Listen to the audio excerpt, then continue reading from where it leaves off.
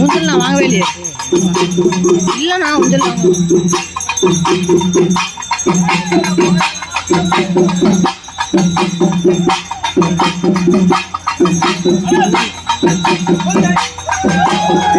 அது என்னமோ பண்ணுது, ஏன்டா அப்படி பண்றாங்க? லைன் போதாமா நம்மளுதான் எல்லாம் சொல்றாங்க, கேள்வி இருக்கவங்கலாம்.